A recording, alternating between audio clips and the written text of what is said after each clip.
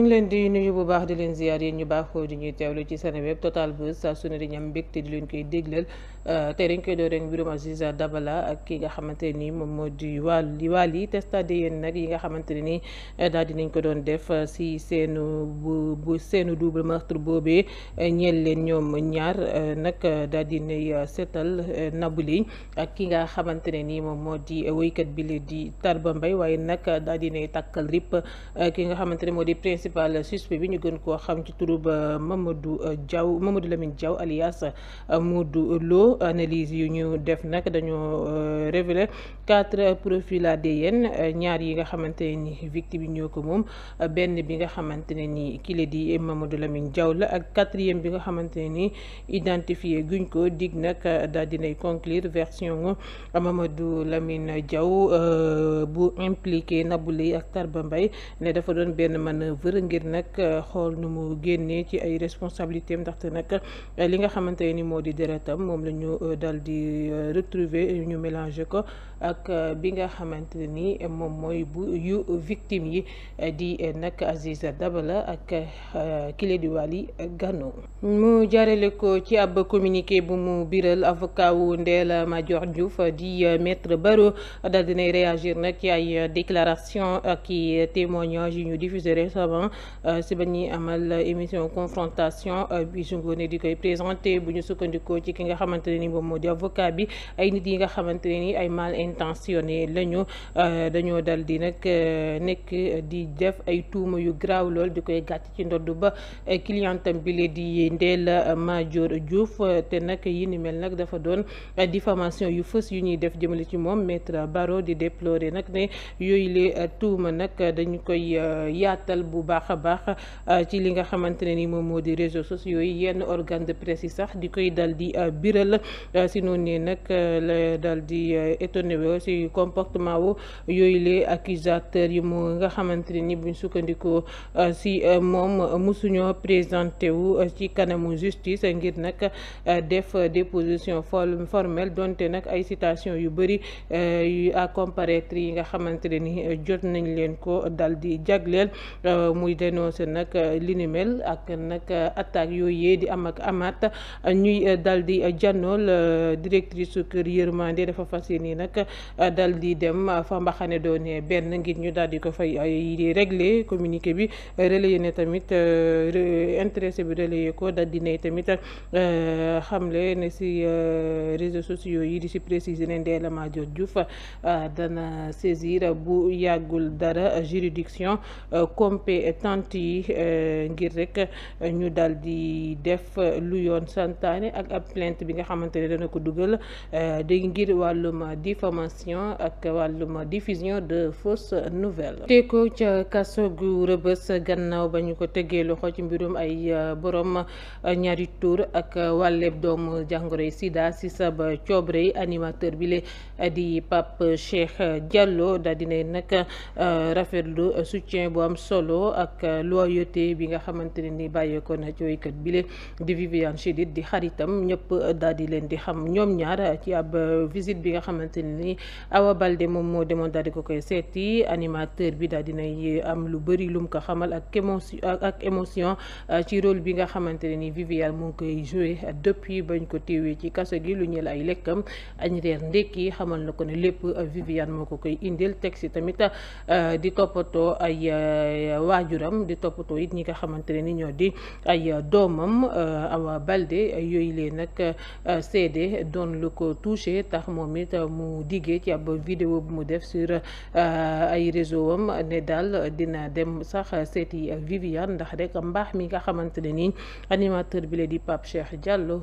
daal dina ko koy seedeel ba jot see sax tuur xéewal ci seen waxtaan ba ñu sekk ca bam ko seeti jee foofee ca diwaanu Rëbës ñu desandi ci mbirum Awa Balde waaye bile yoon si lu ñeel nag lu koy wutaleeg kile di Aziz Ndiaye donte décision tribunal correctionnel bu Ndakaaru daal dinay rek wàcc déclaré action publique bu ñu prescrire ci mbirum terrain boobee nekk ca diwaanu Ngàpparu confrontation bu ñu amal ci diggante Awa Balde ak homme d'affaires bi di Aziz Ndiaye nag sori na lool luy jeex ndaxte nag ay waxtu gannaaw nag ba ñu amal amalee atte gi ba noppi moom Awa Baldé dafa def benn direct ci réseaux sociaux yi ngir nag gën a téye fu mu téye si lu ñeel tuuma yi nga xamante ne ni moom la gàcce ci ndodd Aziz Ndiaye ak Elimane Lam di nag fiddaliwaat version wam ci mbir yi te ne daal lu mu wax dara du ci dëñ noonu la amee moo ne ca dëgg waaye nag Aziz Ndiaye desu sa gannaaw benn yoon daal di génn tontu si nag ab vidéo bu mu def moom it biral ko ci ay réseaux sociaux wam moom homme d'affaires boobee nag génnee na document yu bëri yu mu présenté comme ay firndeel yu werte wër notamment ay chèque ay décharge ak yeneeni pièces yoo xamante ne ni jotees na ko wone ci boobuli vidéo bu dee nag procédure judiciaire bi daal di nay nag am njeexintal lu njëkk li ak décision nga tribunal xeex médiatique bi maanaam xeex bi si wàllum réseaux sociaux yeeg média yi si diggante Aziz Ndiaye ak Awa Baldé mi ngi wëyandi bu baax a baax ndaxte nag boobaak léegi Awa Baldé ngi wax di rek am yu bëri yu muy xam ne dem sax bay tokku ne nag du nangu ñu koy tilimal te moom mu yor li nga xamante ne ni daf leen di tilimal ba tax na daal dana dal di génn Sénégal dem fa mu nekkoon ci boobaa nag lépp lu mu leen xamal daal dina ko dal di teg ci table ji. Tribunal correctionnel bu Ndakaaru daal dina joxe àtteem àllarba bi la ñu weesu ci mbir muy wutale état ak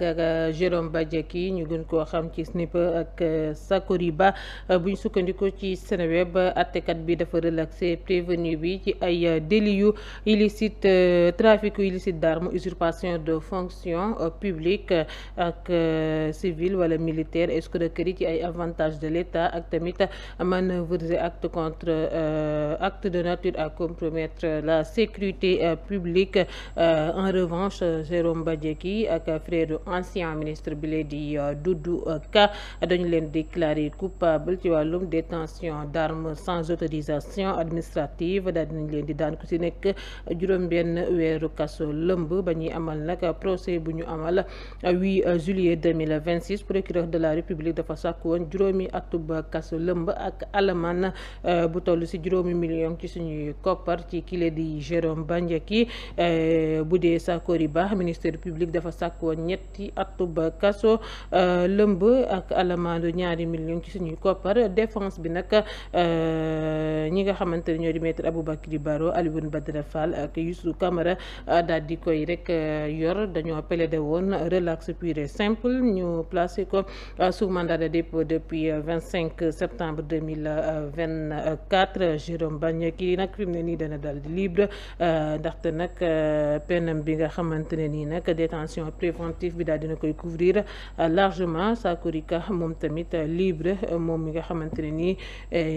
ñu ngi ko écroué woon depuis 28 novembre atum 2024. ñu àddu jëmale ci leneen Mame Makhtar Gueye ak doomam gi ñu teg loxo moom nag am na la ma xam leen ne doomam ji loolee la ko xamal ci ab waxtaan bu mu sekk ak waa observateur moom vice président wu Jamra réagir na ci arrestation doomam bu jigéen boobee di FB Gueye ñu lim ko ci mbirum trafic international cocaïne ak acte contre nature lépp nag sa xam le ne doomam ji daal nee na dañu ko dal di gasal ndëgg sërëx waaye nag moom Mame Makhtar papa ji dafa bañ a rek défendre ki nga xamante ne ni moom moo di doomam bi te jël mbir mi daal tegaat lépp si loxo yoon di réclamer nag benn procédure bu dal di exemplaire di jàpp ne nag warula am si yoon kumba am ndey ak kumba amul ndey si traitement wu bile dossier responsable Jamra bi dafa jàppee bile mbir comme benn épreuve personnelle waaye nag nee na daal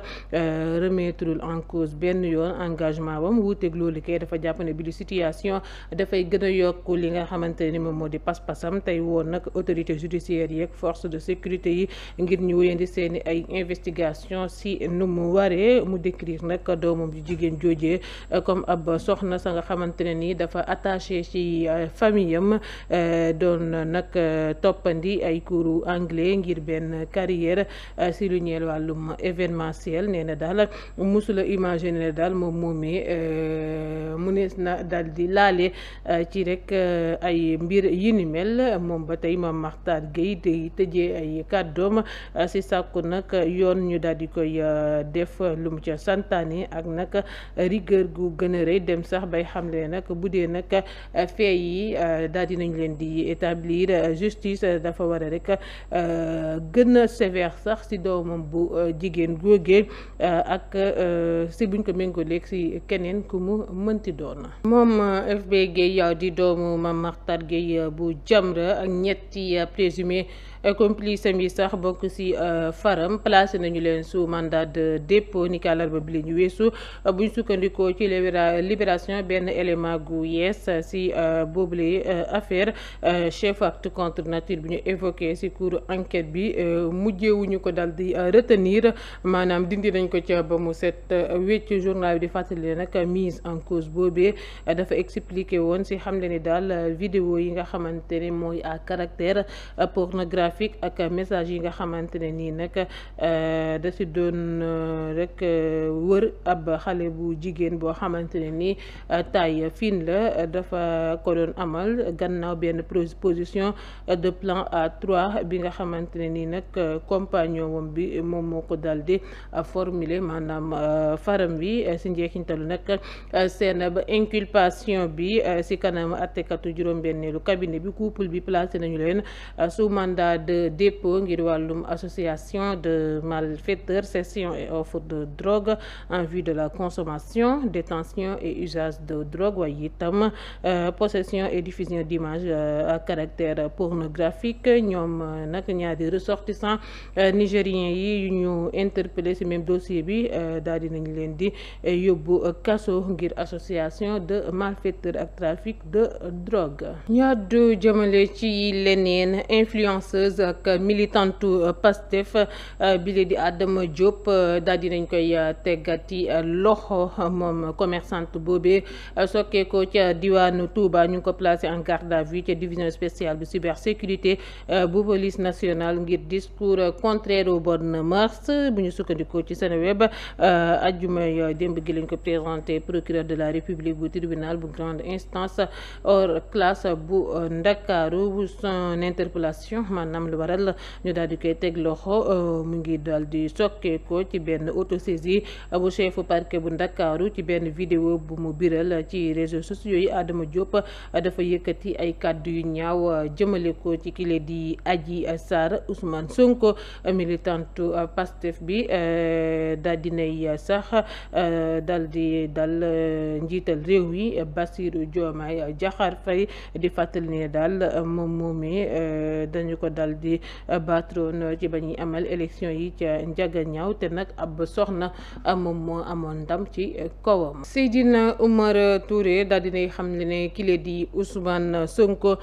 moom moo dal di won gannaaw njiital réew mi Bassirou Diomaye Diakhar Faye ba noppi exposé ay nitam daal dinay jàpp ne nag ki nga xamante ne ni moom mooy njiital réew mi du kenn ku dul Bassirou Diomaye Diakhar Faye te Sonko nag warula daal di yàq geste mu grandeur am bi nga xamante ne ni mooy wàllum lu mu soutenir li nga xamante ne ni moom moo di candidature am daal dinay fàttali nag agent yu ASP yi dañoo war a respecter seen devoir de réserve te bañ a rek attaqué wu ci ay institution ci li nga xamante ne ni moom moo di réseaux sociaux yi. paysage politique sénégalais bi nag benn profonde récomposition moom moo ko marqué gannaaw nag takkalikoo bu am si diggante njiital réew mi Bassirou Diomaye Diakhar Faye ak Ousmane Sonko njiital assemblée nationale annonce sosub nag ab nouvelle formation politique bu njiital réew mi annoncé mel na ni nag dafa accélérer mouvement yi ci biir Pastef les patriotes depuis boobu les annonce responsable ak i militants yu bëri officialisé nañu seen démission si parti bi nga xamante ne ni moom la Ousmane Sonko daal di diriger ñu si ëpp nag dañoo justifier seen décision si bëgg-bëggub daal wéyandi seen engagement politique ci ay wetu ba njiital réew mi Bassirou Diomaye Diakhar Faye ba noppi adhéré ci futur projet politique am bi si nag dem yi nga xamante ne ni moom moo gën a rek moom lañu gën a ràññee bokk na ci bu Cheikh Sadbou Diouf ancien coordonnateur national bu mouvement des patriotes handicapés wu PASTEF Bakary Bass Sakho di coordonnateur départemental JPS bu Guédiawaye yeneen i responsable tamit si différents niveaux yu organisation bi ñoom tamit daal dañuy jógee ko ci parti PASTEF évoqué ay divergence ci orientation nga PASTEF jamono ji nga xamante ne dañ si féddaliwaat waat seen soutien jëmale ci njiital réew mi bi les succession nag démission dafa alimenté ay laaj yu bëri ci existence benn crise interne ci biir Pastef daal dinay am nag si waxtu bi nga xamante ni parti baa ngi wéyandi campagne bu muy amal ci réew mi si njaay yëpp ay carte de membre ak ab objectif ba nga xamante ne ni ñu ngi ko si am di daal di yegg ci 1 million adhérents. D'après xabaar yuy wàcc lu tolloog 700 jeunes maanaam juróom-ñaar téeméeri ndaw daal dinañuy quitté Pastef. Amadou Ba tontu na ca nag ab tontu bu tàng jépp bu ñu sukkandikoo ci Walf Quotidien. Jeune patriote pour la République JPR dañoo xam ne daal enregistré nañu nag ralliement wu lu ëpp 700 jeunes yi nga xamante ne nii ñu ngi jógee ko ci Pastef c'est 96 heures via opération Phoenix. Député bi la di Amadou Ba di dénoncer benn stratégie bi nga xamante ne dañ ci xalaat bu baax a baax ay dissidents ngir gonfler artificiellement ampleur dem yi di assurer ne nag Pastef mi ngi enregistré ay junney adhésion yu bees si nag lu ñu jannoog lu matul sax téeméeri nit yoo xamante ne ni ñoom ñoo ca tekki seen ndombal tànk. Coordonnateur Moncap Babou Amadou Ba di nag minimiser yooyu les défections si nag méngole parti bi ak ab train en marche bi nga xamante ne dafay avancer ak ñi nga xamante ne ni ñoom ñoo tànn yegg fa ñu bëgg a dem di feddaliwaat wa ilaa xamlewaat cap bi jëm ci Sonko 2029. Hannibal Djim dafa décidé toppandi ci yoon ki nga xamante ne ni moo di Bayna Gueye moom moo annoncé alxames boobule xabaar. Conseil spécial bu njiital réew mi nee na daal dafa choqué ba mu déggee ki la di Bayna Gueye di xamle ci télévision que ni Ousmane Abdoulaye Baro ak moom dañoo demoon këram ngir proposer ay poste wala benn intégration ci coalition Diomaye président. nee na nag mu ngi koy wax ci yàlla ne daal mosula teg tànkam ci kër Bayna Gueye rawatina sax évoqué ak moom benn coalition bi mu mënti doon. nee na sax xamul sax fan la Bayna Gueye daal di dëkk mu leeral ko moom moomee di Hannibal Djim mu daal di cay toftal ne nag 7 juillet 2026 ba tey Bayna Gueye moomee dafa jotoon a biral nag ay wax yu dëppoog yi ni mel te dara amu ca. nee na nag dafa daal di tànnoon bañ ko cee tontu daal di noppi waaye nag donte mu ngay gën a persister si yooyu lay wax di koy xamle ka xamlewaat dafa koy nag jox occasion daal mu firndeel yooyee kàddu muy xamle ci kanamu yoon ba tax na dana jot ab citation mu annoncé ko moom moomee di Hannibal Djim. Khoureychi Thiam administrateur général bu fonds d'appui à l'investissement des Sénégalais de l'extérieur annoncé na nag ci benn conférence de presse bu mu doon amal bëgg-bëgg mu daal rejoindre coalition njiital réew mi Bassirou Diomaye Diakhar Faye di justifier choix-wam boobee si rek adhésion wam bi ci projet politique bi nga xamante ne ni moom la njiital réew mi dal di porter ngir moom projet bi nag yemul ci benn nit waaye nag dafa incarner benn vision bi nga xamante ne ni Bassirou Diomaye Diakhar Faye da ko représenté ci ay gëttam ab anam ngir xamle nag demam bi relevé wul si ab intérêt personnel waaye nag ci benn adhésion ci benn ligne politique bi nga xamante ne ni da ko jugé porté ak constance si ki nga xamante ne ni moom moo di njiital réew mi Bassirou Diomaye Diakhar Faye. njiital réew mi Bassirou Diomaye Diakhar Faye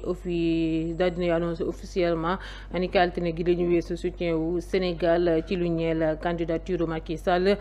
ci poste ba secrétaire général des Nations Unies ab nag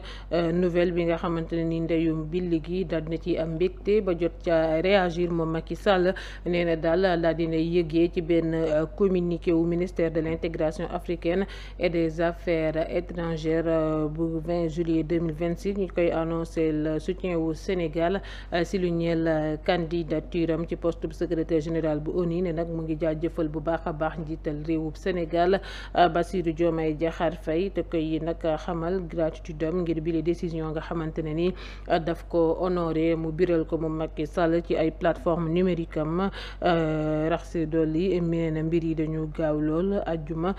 sax la candidat ajjuma ba li ci gannaaw la jaaroon fii ci Ndakaaru bi nga xamante ne ni président Diomaye Faye moo ko fi daal di recevoir mu daal di koy exposer projet bi ngir Nations Unies yi niki altine ja ba mu defee ñaari fan gannaaw ba mu ñëwee njiital réew mi annoncé décision bu mu daal di koy soutenir daal di ne instruire ba tey moom njiital réew mi ngir gouvernement beeg réseau diplomatique sénégalais gi yëpp ñu daal di mobiliser wu bu baax a baax ngir promouvoir bile candidature ci état membre yu Nations Unies yi njiital réew mi daal dinay woo tamit force vive yu nation gi yëpp ngir ñu daal di soutenir bile candidature nga xamante ne ni dafa doon désormais candidature Sénégal ci service Afrique ak benn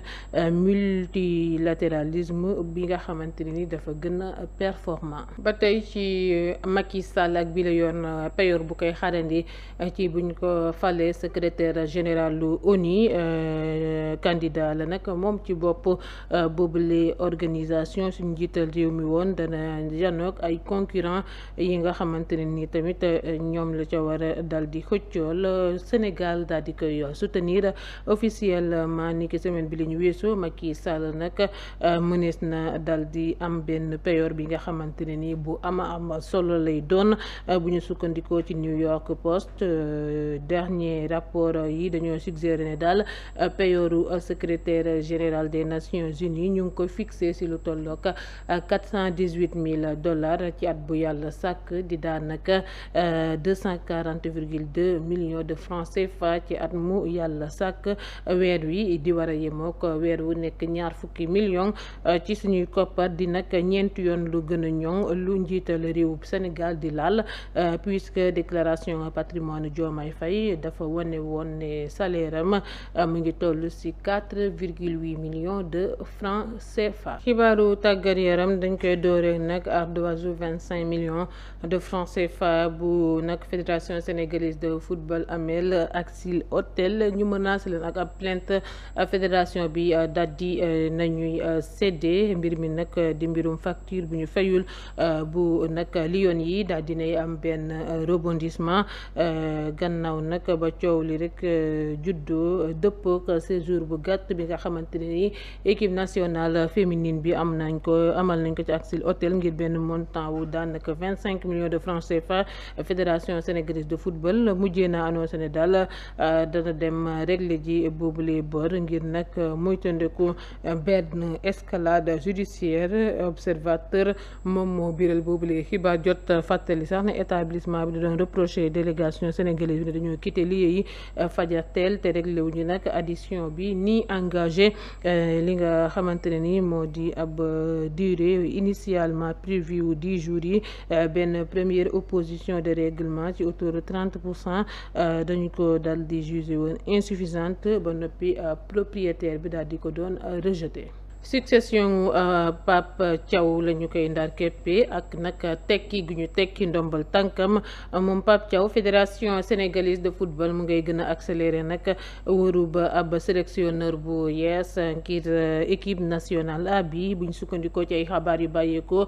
foot mercato Patrick Vieira fi mu ne nii nag moom mooy désormais favori bu gën a ñoŋ ngir dal di wutu Pape Thiaw ci bopp ba gaynde yi mu juddoo ci Ndakaaru ak tamit doon ko libre ci bépp contrat depuis nag départ am bi